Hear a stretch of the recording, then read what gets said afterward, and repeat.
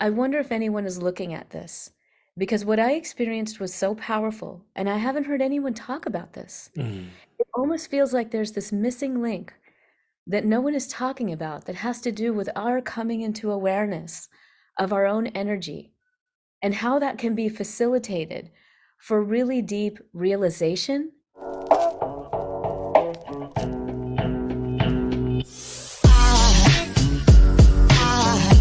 There goes a sight from my soul.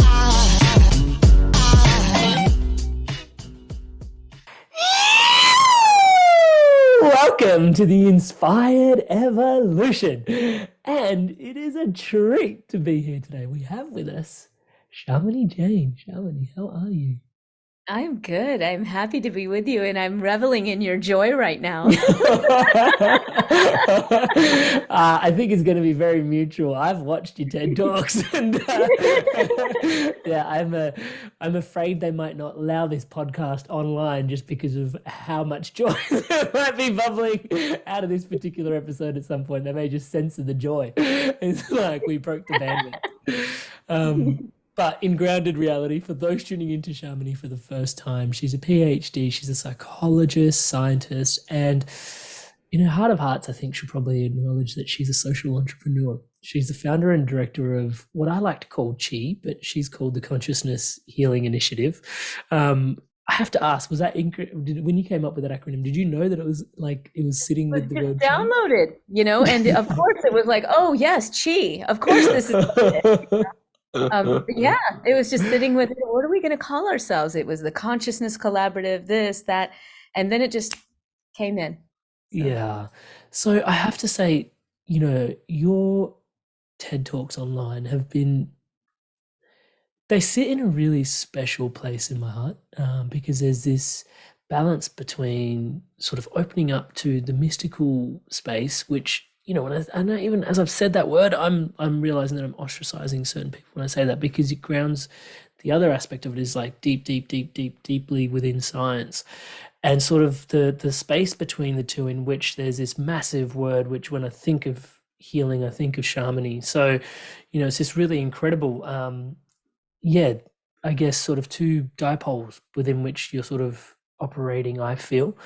But before we start getting into healing, and potentially even asking the question, what is healing, which is one of the questions that is hot on my lips to try and come your way, I'd love to understand a little bit about Shamini first. So who was Shamini before the age of like 10?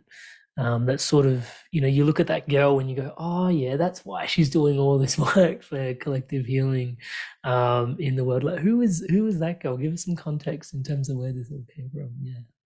Amrit, as a fellow Indian and Punjabi, actually, of Punjabi origin, you're going to appreciate this. So I was that kid in the corner when my parents partied all the time at the Indian parties where the bhangra is playing, the DJ is blowing, everybody's going crazy, the kids are running all around, and little Shamini in the corner reading a book. It would drive everyone nuts. Actually, they were like, what's wrong with that kid? Why is he going crazy like everybody else? Yeah.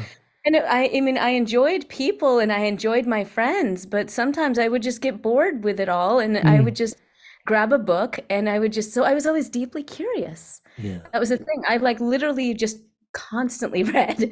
My father would just find me underneath the covers with a flashlight when I was supposed to be sleeping, and I would read everything. It wasn't just science books. I was reading Gone with the Wind. I was reading whatever, but I was just a really avidly, deeply curious person since childhood. And I think most of us are like that. Most of us have it beaten out of us, unfortunately, in some way, but we come into the world, I think, deeply curious. And that has sort of stayed with me throughout my life. And the curiosity just sort of came into questioning the nature of our existence, why we're here, what is this reality? And then, like many, I think, just witnessing the suffering around me, saying, why do we suffer like this? And that really drew me to some of our teachings in Jainism, just trying to understand how they understood the world and the nature of the soul and all of those mystical aspects that you call the mystical reality. And honestly, growing up here in the West, in the United States, reading about that mystical reality, saying, well, that's pretty far out, It's literally. pretty far-fetched, yeah.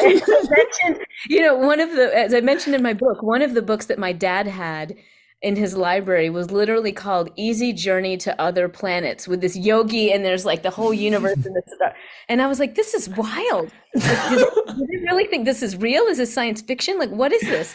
And Yeah. then, I would read more serious, what I appeared to think were more serious books at the time, which were all about yoga and the influence on the sympathetic and parasympathetic nervous systems. I didn't even know what those were, right? I was like 8 years old when I was reading these. And I was like, how do they know that? The Mm. skeptical scientist in me, even then, my father's a chemist, um, I would begin to wonder. I'm like, well, they're making all these claims, right? Mm. All these claims about reality, all these claims about what it means to be human and humanity, and even these claims about how breathing is going to impact our biology. How do they know? And Mm. that's really what drove me then to bring my curiosity to, mainstream academia, going Mm. to Columbia University and UC San Diego and some of these other wonderful schools in the West to begin to try to answer those questions and learning a lot along the way and sharing that because I just, love what I'm learning. Yeah, I love that. Thank you so much for providing that context.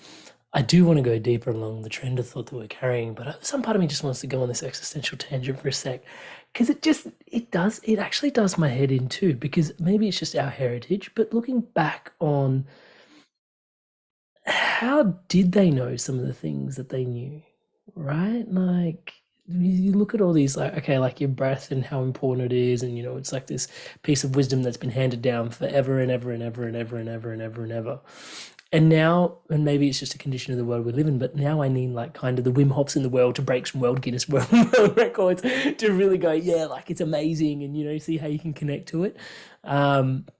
But I find, and especially with the work, your research is like, and it uncovers things, and then you start to go, oh, okay, I can convince.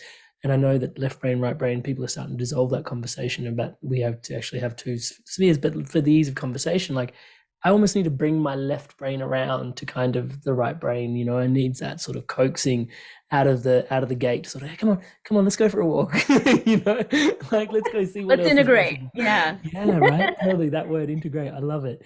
And so in that, I just want, like, it always blows me away, and sort of the curiosity that you carried. It's like this.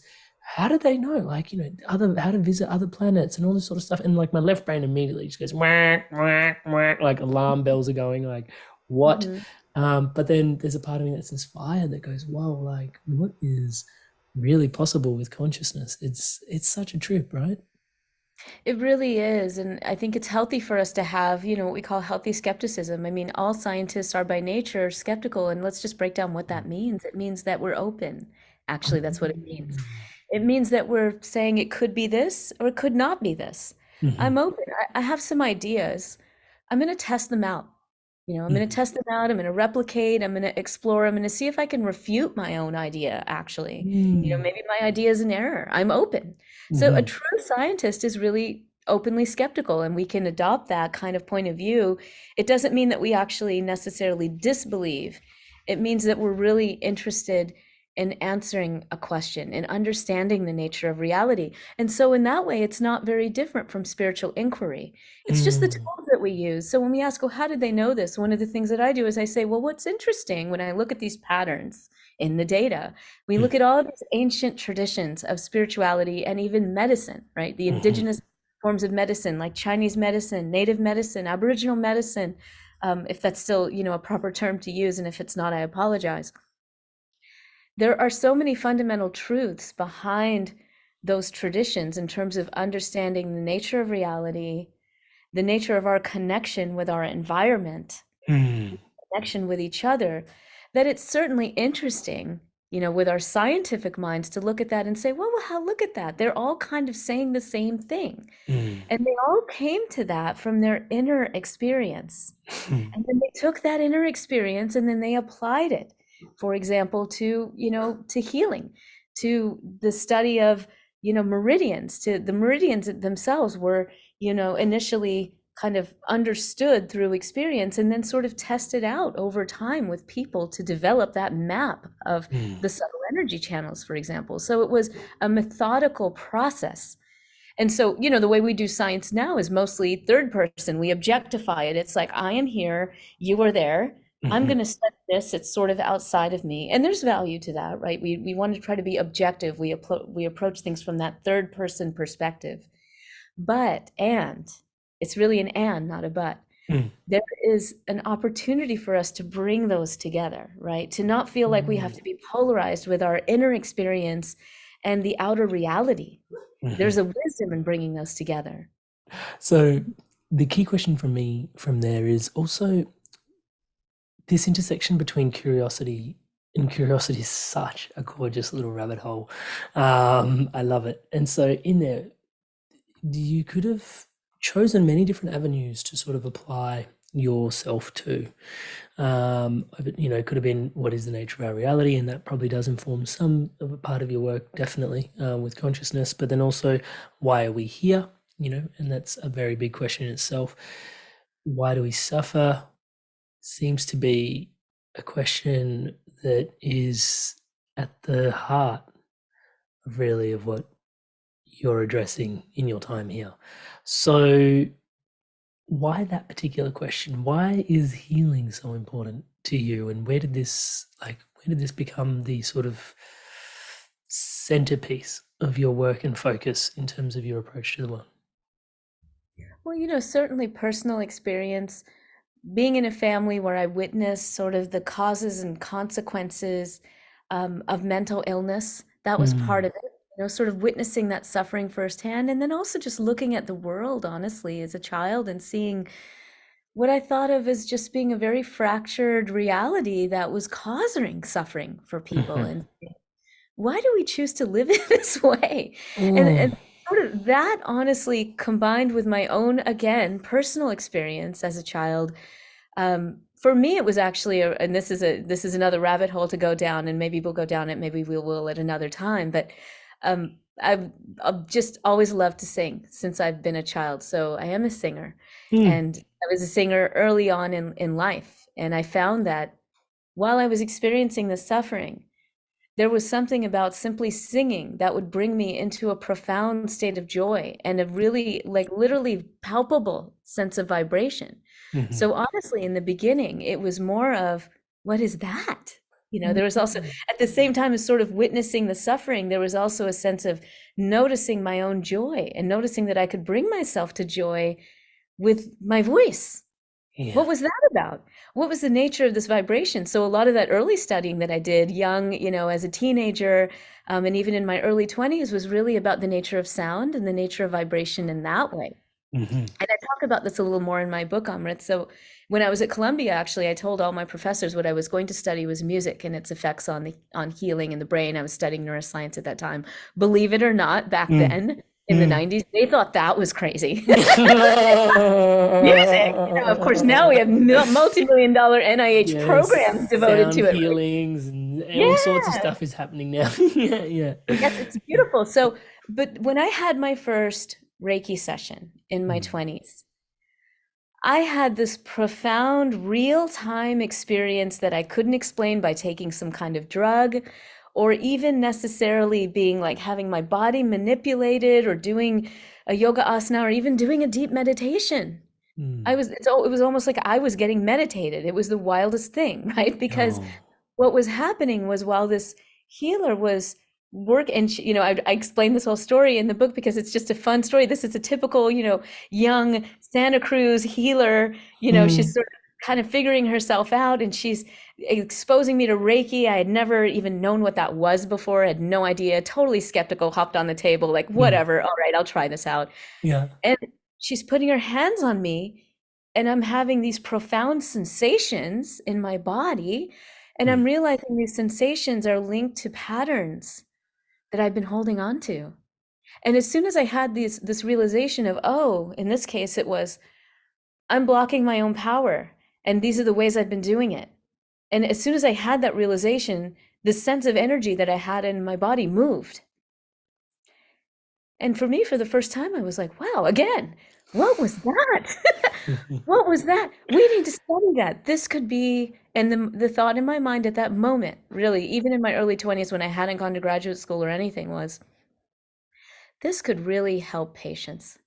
This could really help patients. I wonder if anyone is looking at this, because what I experienced was so powerful, and I haven't heard anyone talk about this. It almost feels like there's this missing link that no one is talking about that has to do with our coming into awareness of our own energy and how that can be facilitated for really deep realization and therefore healing.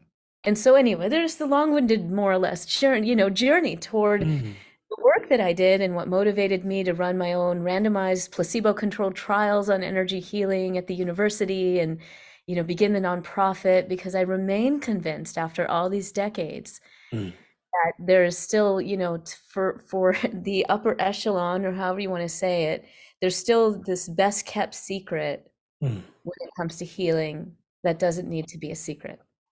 Shamini, what do you say to those people that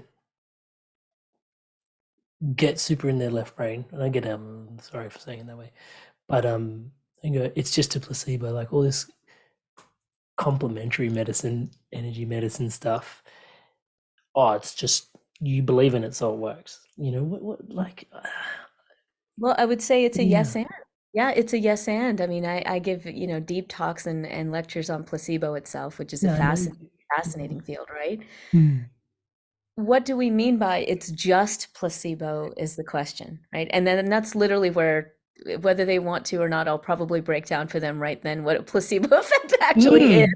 Mm. Right? And how it's ubiquitous in everything, how we see what we call placebo. If it's placebo in energy healing, it's also placebo in surgery. It's Mhm. also placebo with many medications, including antidepressants, Mhm. including drugs for Parkinson's disease. We see placebo effects everywhere. So why are we calling them even placebo effects? Because what they are natural healing elements. They're elements that we can capitalize on for our own healing. And that doesn't mean we might not go take the herb or we might not go get the surgery. We might still do those things, Mhm. right?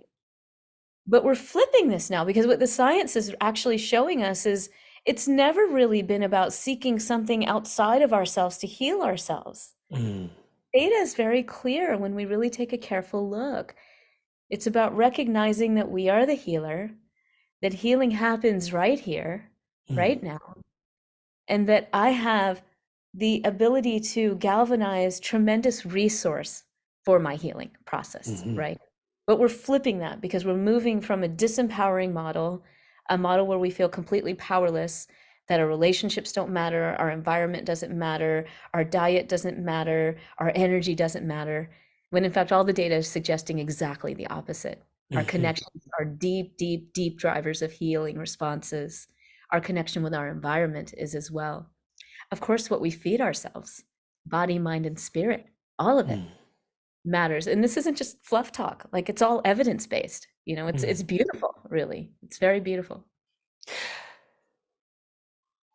You mentioned awareness earlier, and sorry, just before we move on, I do love, yeah, your awareness on placebo, which really, helps me as well, which is,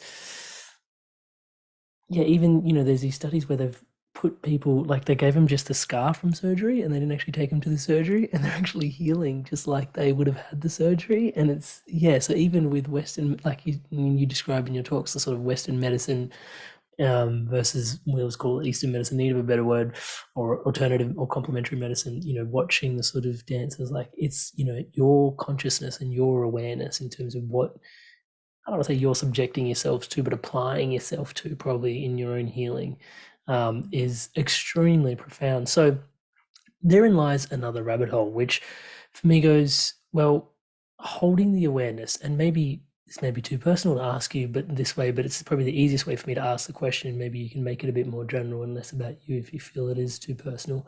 But let's say you know now what you know about placebo and how much the person, I don't want to say the person, the ego, but sort of the self is responsible for the journey of healing. And then you see people, or see yourself, sorry, stuck in these ruts with certain things that won't niggle, won't budge, won't move. Yeah. Now it's kind of gone from this really empowering place to like, okay, like I know I'm responsible, I'm in charge here. And then yet sometimes you're seeking something and I know this is true from my experience, like I'm seeking like, okay, but what is that thing that's going to shift that thing? And it's like, I'm still looking externally. It's like, actually, you need to bring it back in. It's like, yeah, but I don't know what the resources are. And so, yes, coming home to like realizing that all the answers come from within me, yet then also recognizing that there's a certain amount of something that I require for the healing to be activated and unlocked? Yeah. How do Yes. you dance Yes. that dance yourself? Beautiful question. So this is such an important question, Amrit, and it's actually the motivation behind the third part of my book, which is called The Healing Keys. Mm. And when we look at that, and I can describe that a little bit more, but there are two words that come to mind in listening to you. One is traumatic pattern, Mm. and the other is surrender. So let's go through both of those, okay? Mhm. When we find ourselves often in a stuck place, we want something, we desire something, it's not happening for us, whether it's our healing or just something that we're just really holding on to. We really, really want it. Mm. And we're moving, we're working, and we're really trying to get there. It's just not happening. And we're like, okay, what do I do next? There's got to be this. I'm missing that. I'm going here. I'm going there. Mm. Realize that you have actually hit and bless yourself for it, because you have actually, congratulations, hit a trauma pattern in your field. Mm. Okay. What does that mean? As my dear friend Bruce Lipton would like to say, he'd probably say, you've just hit an unconscious belief pattern that it's not serving you, right? You're hitting a program. That's how he likes to call it. I love him. All about the programs. So, we can call that a traumatic pattern. We can call it whatever, but when we feel stuck, it's often because, one, we're pushing with what we might call our ego, right? And when we do that, it's usually because it's a trauma response. It's a trauma response. And so what I do when this happens to me, as it does, because it happens to all of us, is I take a step back and I say, what am I afraid of? What am I afraid of? What am I afraid of that is going to happen if I don't get this thing, or it doesn't happen this way that I want it? What am I afraid of? And we can trace that all the way down. And for some of us, this is a very deep and tender question.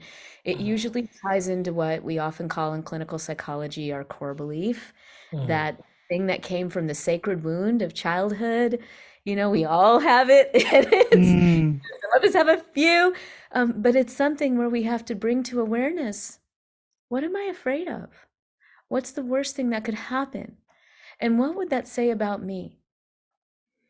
And really sit in tenderness with that for a moment, understand it. And then there are practices that we can do, and we can talk about some of those practices to allow that traumatic pattern to unravel itself. But first we have to bring it into awareness, right? That's the first step. And then the next step is to surrender. Now, this is very scary. This is very scary. That's not a step, that's a slippery dip. Every time I teach the healing keys, we're all good when we talk about grounding and flowing with emotions and getting into creativity. Everybody loves that. We're all singing like you do. That's why I love the way you open this, because I have people vocalize all the time in my workshops. And, I'm really big on empowering the voice.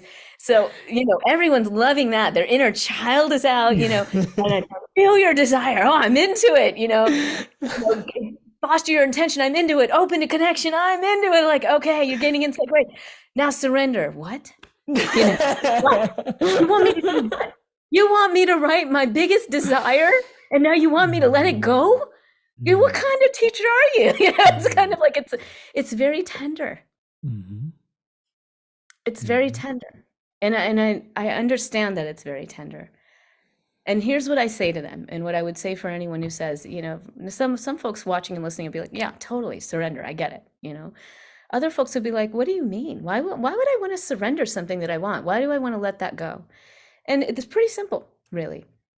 Most of what we've been taught, including in science and medicine, including about healing, right? And we'll bring this back to healing for a minute and really center around that. We've been taught it's all about the mind. And we've been taught that the mind is mostly about the conscious mind. But as we dig deeper, and whether we could do this in psychology, cognitive neuroscience, philosophy, ancient traditions, no, however we look at it, there is something beyond the conscious mind. And if we really want to enable the field of possibilities to emerge and show themselves to us, then we must get beyond the conscious mind. Unfortunately, the conscious mind, and sometimes what we call our subconscious, and some people call unconscious mind, are driven by what Bruce would call these programs or our traumatic patterns, right? So when we first bring into awareness what the traumatic pattern might be when we feel stuck, and we hold that in tenderness, we do some work to help release those traumatic patterns from our bodies, from our fields, from the conscious mind. We do that deep inner work. We begin to, from the energetic perspective, free that energy a bit more for the field of possibilities. And still, we don't know what all those field of possibilities are because we're just these conscious embodied beings. So when we surrender it, we're really opening up to trust. And, all the slogans, trust the universe has my back, all of that. It's kind of like that, right? Where we're literally, we can say, I am just a humble person. I know what I know, and I know that I don't know everything. Again, like be the scientist, be the skeptic. I don't know everything. Why do I think I know everything? Why do I think I know how it should be? I just know what I want. I'm going to own what I want. I'm going to own the places of stuckness that I have. And then I'm just going to release this out to the universe, to creator, to God, to my higher self, to whoever's listening, I'm just going to release this. And what I found is that when we can successfully do this, successfully do it, we get out of our own way. It's really just that simple. And then we can actually allow ourselves to experience realities that we didn't even dream of. And I'm really not trying to be a snake oil salesperson or anything with this. I want people to know much of what I am sharing is evidence-based. And for those, for example, who have struggled with a significant addiction, that surrender is a really key part of that process, and it gives you a new lease on life. But it's not just for addiction. First of all, we're all addicted to something, okay? So we can own that. And second, the surrender process is really, I think, key to expanding our consciousness and living our fullest, most joyful lives. I just don't think we have studied it enough. Actually, scientifically, we haven't. And I don't think that in today's world, we allow ourselves to surrender and trust enough, because it's a scary thing to do. Yeah, it really is for the ego, isn't it? The ego sort of trembles at the concept of, because it really loves control, and surrendering to the chaos is really something. As you were sharing, one of my there's a beautiful brother that we're connected to. His name's Andy Stout, and my wife sings one of his songs really beautifully, in my humble opinion. I'm obviously very biased, but there's this. The lyrics go. There's a lot of virtue in abstinence. There's a lot of commitment in addiction. Some things you have to see to believe, and some things you have to believe in to see. Beautiful.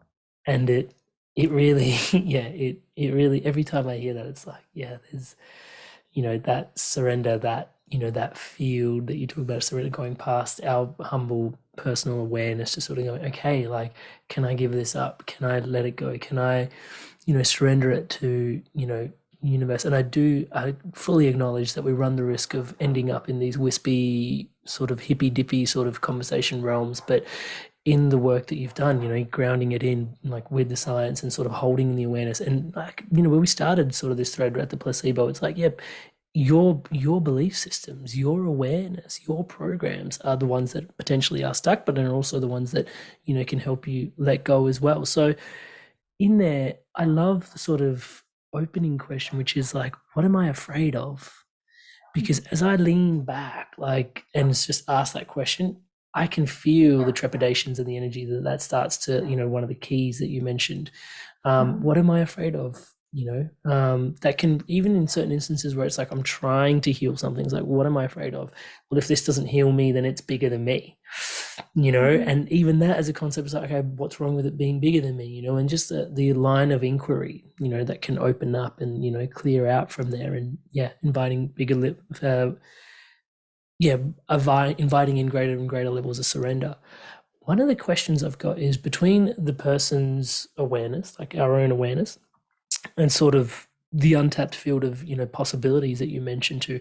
Are we articulating in some ways the biofield, which you put terminology to? Can you explain the Yeah. biofield to us before I Yeah. start butchering it? Like, yeah. No, you won't butcher it at all. I think you're headed right in the sweet spot here in the conversation, which is so lovely. So for those who haven't heard the term biofield, and I'm so pleased that Mm, so many people are now understanding what that term is mhm, and have heard it before, it's just such a mm, joy for me.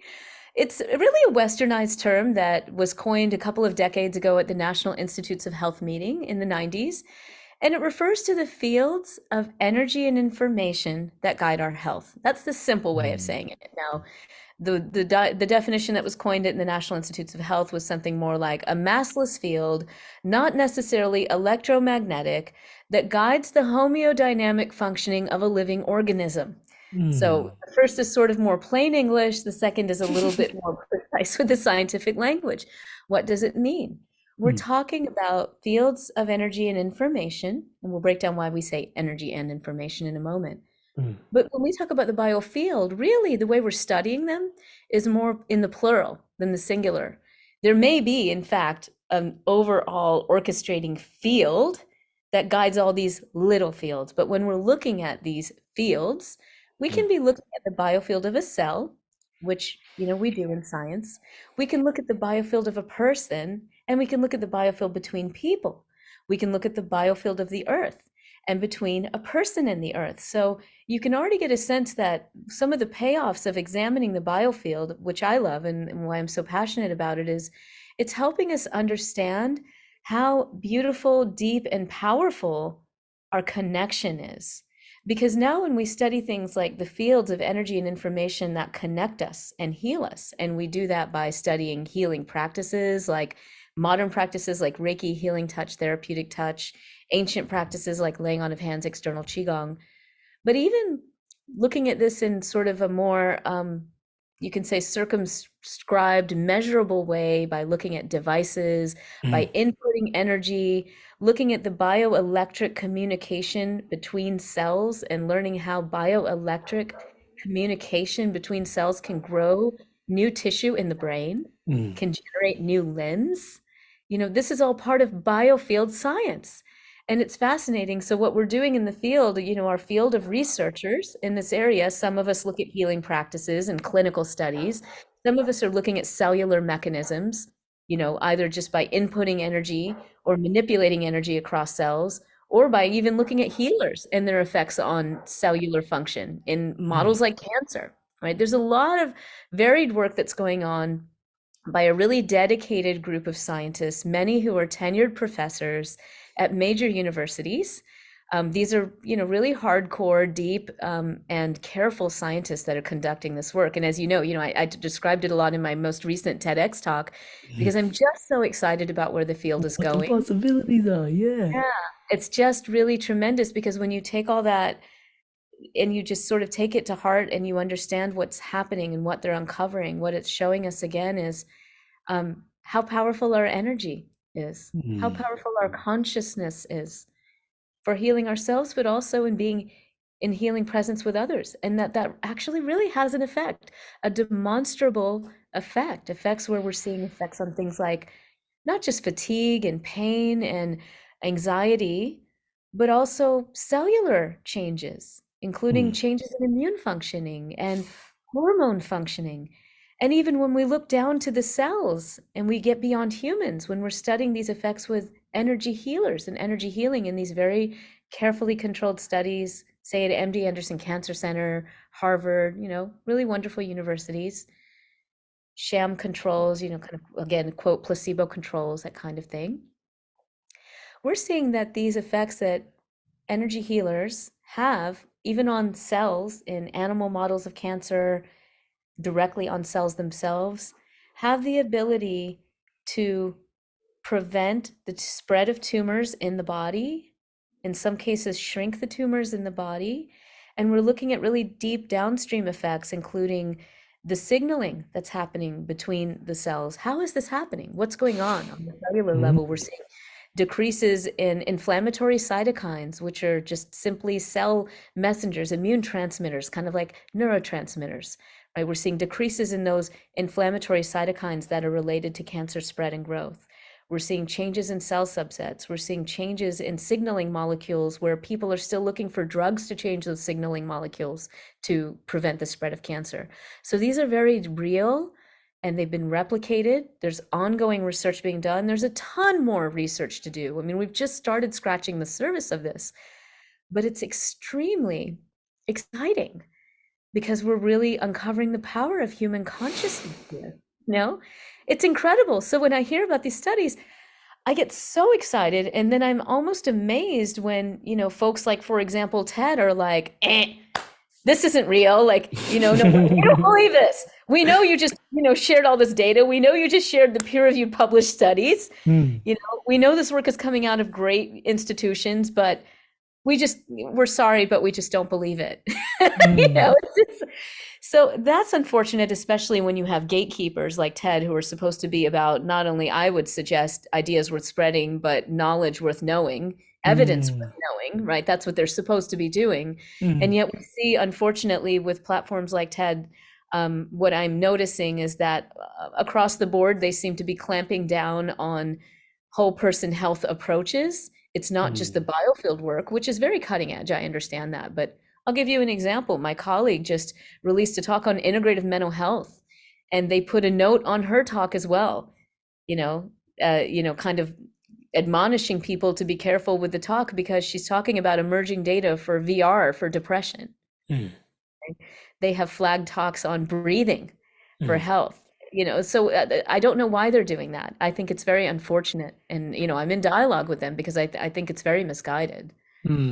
At the risk of derailing our conversation to go into that space, I personally, when I saw some of those comments, when I saw that statement on the video, but then I started dialing into the comments on the videos, I was really enheartened, actually. Because there's hundreds of comments and people are like, I don't know why the fuck this had, sorry, pardon my French. It's not French, pardon my French people. But, you know, I don't know why, you know, she presented a whole bunch of data and and this seems like, and I've looked up the data and it all seems good. Like, why would TED, you know, and I think it has invited, just from the comment section in YouTube, which is, you know, a platform where I spend a lot of my time, for, you know, this where the podcast exists as well. So I spend a lot of time there. Now, I just found it really enheartening because people had then taken the time to listen to the talk versus the sort of position that TED took to your video and then gone, actually, let me research this a little bit further. So we invited them to take their own approach and see what was what for them. And then they came back to comment, like, actually, you know, in support of the message that you were sharing. So yeah, for me, it was a validation exercise. And then many people ran, actually. Great. Yeah, and I love that you brought that up because I think this is key. And I actually say that toward the end of the TEDx talk. What can we do? You know, we're looking for a healer, we're looking for this. And that is, you know, really sit with the evidence, be your own scientist, first of all. And so and coming back to the initial part of our conversation about the so-called mystical or the inner experience, let's say, and then the outer knowing and the outer knowledge gain, you know, the knowledge base that we want to gain by both looking and sitting with the data and also trusting our instincts and forgetting the hype. You know, I talk about those in the TEDx talk. That's really our path forward, especially now. We're bombarded with so much information. So much hype as well. So much hype. There's always somebody that wants to sell us something. Like, it's unfortunately the reality of the time. So we have to really take in the data, and there's really easy ways to do that. You know, I do wish that so many scientific studies weren't behind a paywall. Some of them are, but at our nonprofit, the Consciousness and Healing Initiative, when it comes to the healing space, we're doing everything we can to actually share both the evidence and the practices behind this so people can feel comfortable not only in the scientific reality and dig through the data, but also connect with those who have been teaching about healing and self-healing for many, many decades, you know, the trusted teachers who are sharing their perspective, because a lot of these healing teachers haven't necessarily done their peer-reviewed published studies, but they have been out there empowering people with the work that they have been doing for many decades. And experience and evidence. Yes. So for them to share that experience and their wisdom is also very, very meaningful. And of course, those who are holding and teaching from the indigenous ways and the indigenous knowledge and the roots of where many of these things come from, they also share at the Consciousness and Healing Initiative. And so that's one of the ways we're trying to help make sure that people are actually being able to access this Resourced. information. Yeah. Yeah, Yeah. love that. Now, therein lies a fun part of the not that I haven't been having fun, but an even more fun part of the conversation. How do I, or is it about me, not necessarily I seeking it? Biofield, how do I access these buckets of information and energy which are here to support potentially my healing, my growth, my unlocking, my moving through whatever it is that's emerging? How do I and like, is there a prescription for how you access the biofield, or do you need a healer, or what is our relationship with the biofield, and how do we access such a thing? It's beautiful. So we're always connected to the biofield, right? That's really the key. It's again bringing it to our awareness. So there's so many practices that allow us to more deeply bring the biofield into our awareness and expand our awareness to expand our field at the same time, because there's a deep link between our consciousness and the biofield. And I talk about this in, my teachings in the book, but it's pretty simple, really. There are so many practices we can use that you can choose what you love. And I'll just give some examples. Many forms of Please. meditation, Mm-hmm. many forms of prayer, Mm-hmm. Tai Chi, Qigong, very ancient and deep science on connecting the fields, your fields, with the fields of heaven and earth, literally, right? And these are beautiful practices, yoga as well, because they have been developed over time to not only just access the biofield, but harmonize the biofield.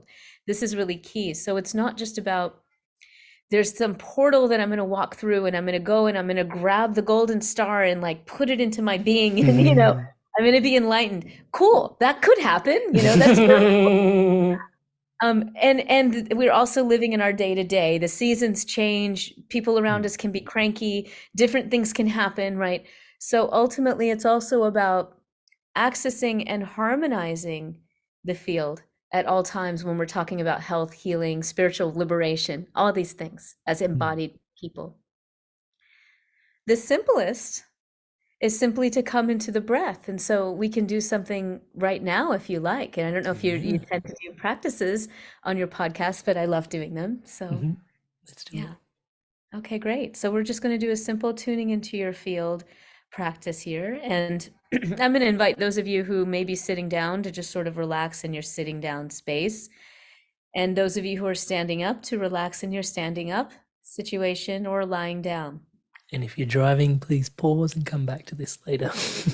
Yes, if you're driving, it would probably be best for you to come back to this when you don't have to be focusing on making sure you don't crash the car. That's important. But get yourself comfortable in whatever position you'd like to be in. And simply take a moment to notice your breath and notice your breathing.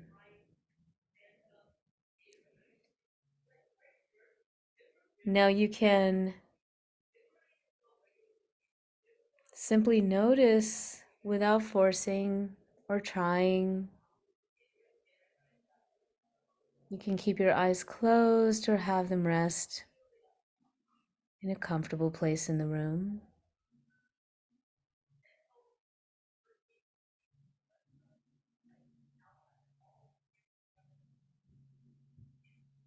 And just notice your surroundings. Maybe you hear things, people, noises, nature.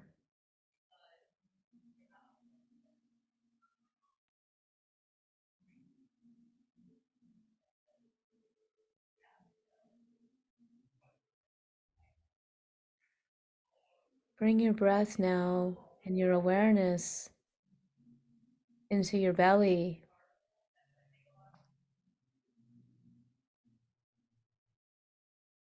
Noticing the rise and the fall of your breath.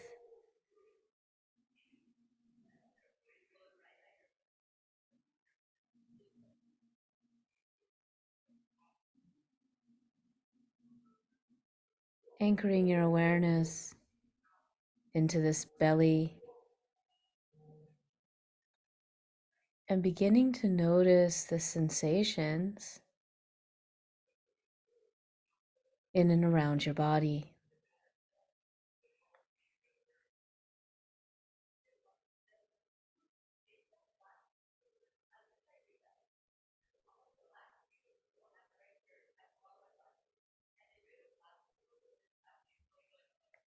Noticing where the breath flows freely,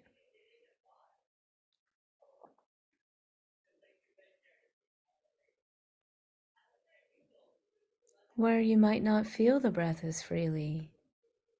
Just noticing.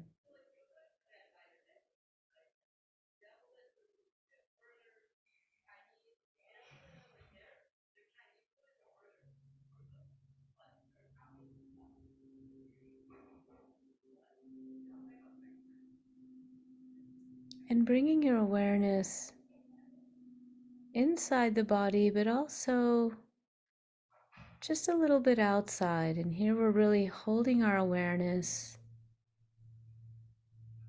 both inside and outside the body. And if you like, if there's a particular area in or around the body that just feels like it could use a little more flow, a little love, take your hands and just place them on that part of your body. Perhaps it's the belly or the hips, the heart. Maybe one hand goes to one area and another goes to the other.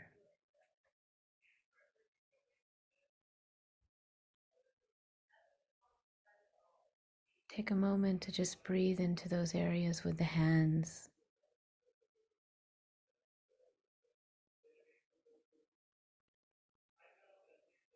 So you're breathing and you're feeling.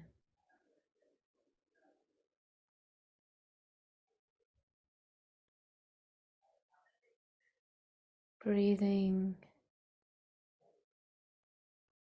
and noticing.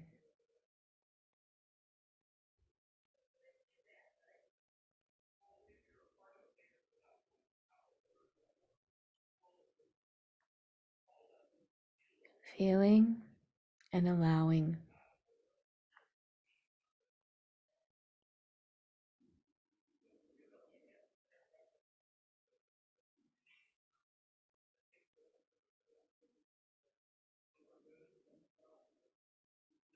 Just letting the energy move in the way that it wants to.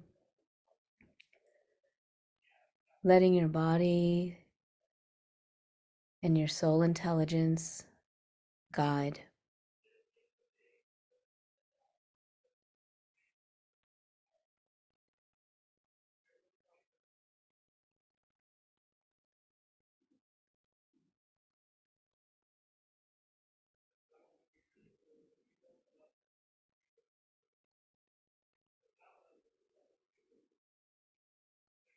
Noticing any shifts in sensation.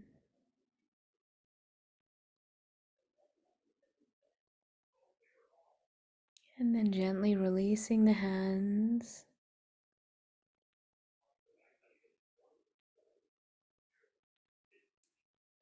Taking a nice breath and giving thanks to yourself for engaging in a practice. When you're ready, if you've had your eyes closed, you can open them.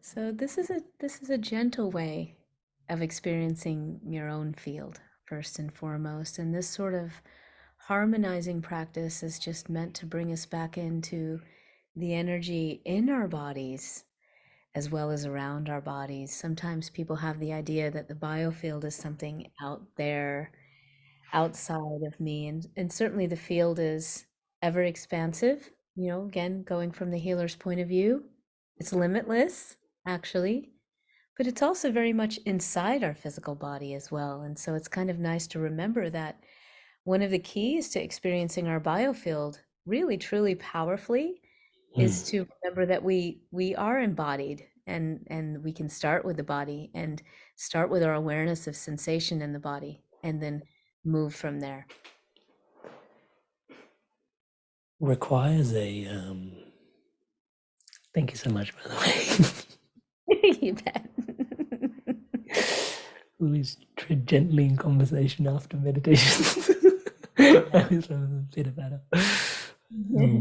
So thank you. What a gift. There's a prerequisite in there for us to slow down. I noticed, to meet ourselves.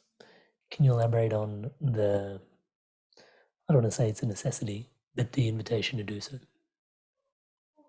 Yeah, it's I think it's a helpful way. You know, there are ways you can feel your field, obviously not in a slowed down way, and martial arts is one of those ways, right? It's a different kind of training altogether, and many of us, were in those high energy flow states when we're in an athletic space or a performance space in some way, have also felt the biofield very strongly with us in very high peak performance ways.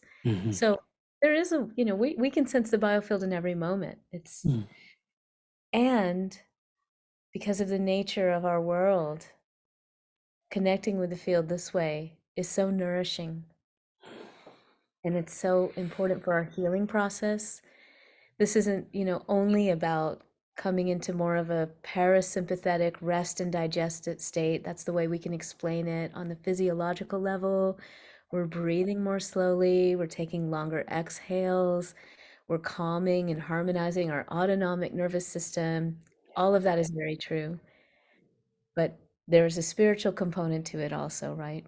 Kind of bringing ourselves more into a state of quiescence, of peace, of awareness, so that we can more effectively be with what is here, and the joy of it. You know, it's still joyful. It doesn't have to be screaming out loud joyful, but it is a sort of, it's not a screaming within. I guess that's not how I would describe it, but there is a light within that can build with a gentle practice like this. I love it. One of the as you were sharing your insights on joy, one of my favorite excerpts ever, actually, from any podcast of all time, was Naval Ravikant was being interviewed by Joe Rogan, and they had this quick conversation, and Naval has these little pearls of wisdom, and he says, joy is peace in motion. And oh my God, that just really just hooked it in a really healthy way for me. So yeah, thank you for reflecting. I love that. I love that. Yeah, one often wonders, some people may wonder, why do we call it Sat Chit Anand? Why is our ever nature, true consciousness, all omnipresence, omnipresence, omniscience, and bliss? Yeah. Bliss. So I love that. I love that reflection. You know, joy is peace in motion. It's our natural state of being. It's so epic, isn't it? There's a question that is just right for me for the picking. It is, I don't want to say part of me for asking an annoying question, but it is one of those little, and you can feel where it's coming from. It's coming from the mind. So maybe there's a lot to sort of look at just in there in itself, but, or not, but, and so from there we've got the ability for us to drop in and harmonize and allow and connect, right? And ultimately surrender. The piece around like absolutely this infinite value in that. So the challenge, therefore, then that sort of arises in theory for me at times is, in every way, you know, the cracks are where the light gets in, that old Rumi quote, which sort of alludes to the fact that even my cracks are perfect for me, you know, and that is what really serves my journey in me becoming the Amrit version of reality versus you being the Shamini version of reality, right? Versus a conversation of there is stuff to heal. You know, that sort of, it's not a polarity, but my mind likes to look at it as a polarity in terms of things are just absolutely, it's creation, like it's amazing and it's perfect in its exact manifestation. And yet the conversation of healing has this, I need better languaging around this, but this essence of brokenness behind it. Oh, yeah. How do you go about It can feel like reconciling? that. How do Yeah, you go about reconciling those two things, Shamini? it can feel like that, and wow, what a powerful thing that you just shared. You know, that concept of the need to heal and the sense of brokenness that we can often feel when we are seeking healing. And you had said earlier in the conversation, perhaps we should identify or explore what healing means. Mm, What is that, you know, really? From the scientific side, as well as the deep conversations that I've had with healers all over the world, here's what we've learned. First of mm, all, healing is multidimensional. Healing is simultaneously occurring across, you know, multiple levels of reality, which means socially, interpersonally, physically, mentally, emotionally, mm, spiritually. It is a dynamic process. Healing isn't something that we go out and get, it's something that is constantly happening. It's not a thing, it's a process. Healing is a return back to our innate and original wholeness. And so, in that way, I personally say that to me, and I say this toward the end of my book, from everything that I have learned, to me, the paths of healing and the path of spiritual liberation are one and the same. Because when we talk with mm, healers, what they say is, Shamini, let me be very clear. A lot of them don't want to be called healers. They say, don't call mm, me a healer. There's no such thing. Okay, no such thing as a healer. I'm a healing facilitator. The person, again, back to our original conversation, the person is healing themselves. I mm, am just facilitating and providing some causes and conditions to allow that to happen more readily, increase the probabilities for that. But ultimately, it is up to that person's soul, higher self, higher guidance, mm, what that healing is going to look like. And you know, those so-called polarities that we might feel, where everything, for example, like you said, is perfect, and yet there's something more. There's a healing that needs to take place. What if we approached everything that we felt was an either or a polarity as a both and a mm, complementarity? Okay, mm, because this is actually, again, being the science nerd, this is what science teaches us, okay? mm, And it's not just quantum physics, but if we take quantum physics principles, for example, the principle of complementarity mm, means that supposedly in that duality lies the other reality. So we see this, for example, embodied in the yin yang of Chinese medicine and Taoist philosophy.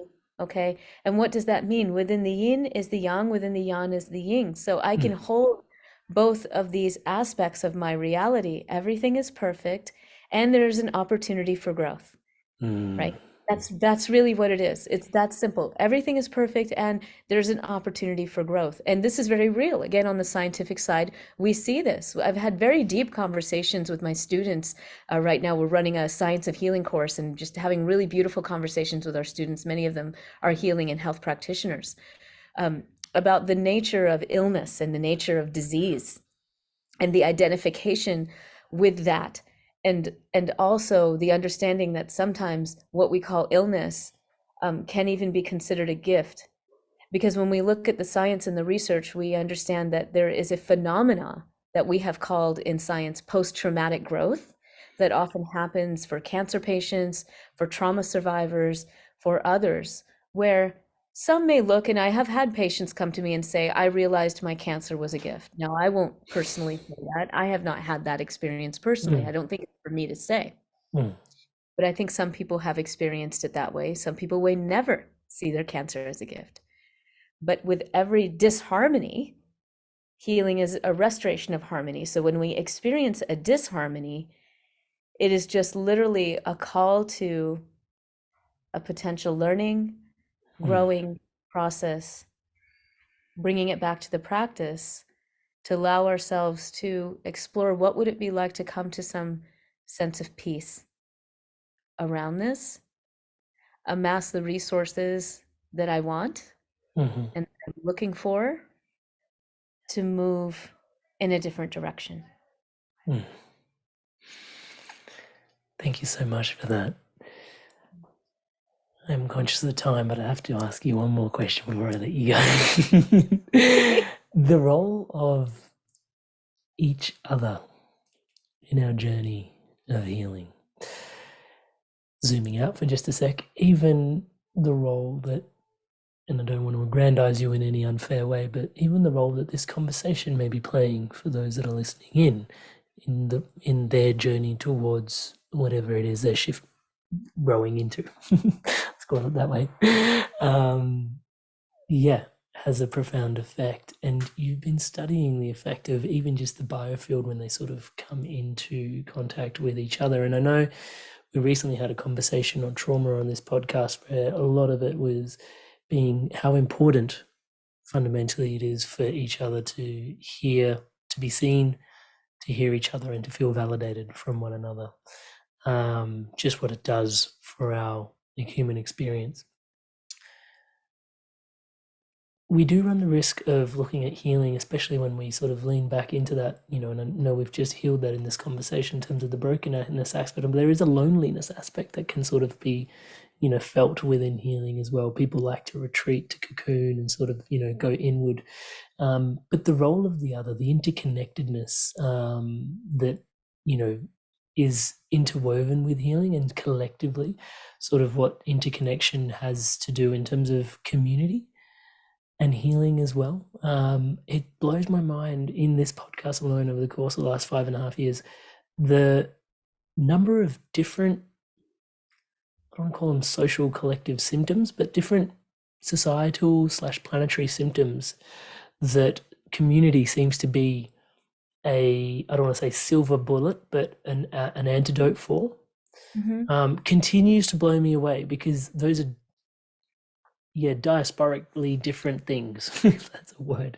They seem to be different things, but then yet there seems to be at the heart of the solution this idea of community, which does make me, in this particular conversation, this juncture, wonder about, is it all one big collective healing journey that we're all going on? I'm definitely not qualified to answer. But in that space, your awareness between sort of the collective and the healing, if you can unpack that a little bit for us. I know it's a big one to finish on. I have to ask. Beautiful. What a beautiful question to reflect on toward the end of our time. The short answer is, I do believe that we are all here to recognize that we truly are part of the same fabric of reality, right? And that by witnessing each other in that way, recognizing that, truly you are me, I am you, in divine expression, in these beautiful ways, this beautiful tapestry of life, of vibrating life that we're all connected in with. We all bring our own gifts. We're all these beautiful, conscious co-creators. Yet when I fall out of the remembrance of that, right, when I forget that I can look at you, I can listen to you, I can listen to someone else, and remember who I really am, and remember that I'm not really separate from you. I can still revel in you, Amrit, this embodiment of the divine in this form. Just as I would revel when I see a beautiful tree and its leaves are changing, as we were talking about earlier, during this beautiful time of year up here in the United States, and the season's changing, right? There's all of this beauty, and really recognizing that, for me, I recognize it as the manifestations of life force, and the way that they're being created in you, separate from me. And I can revel in that. And if I'm a little low in my life force, I'm a little down, I'm feeling a little in disharmony, I can actually open to that community, whether it's my community of forest around me, my community of my trusted friends and family, my community of supportive healers, right? Help me remember. And really, that's what I think the community is about.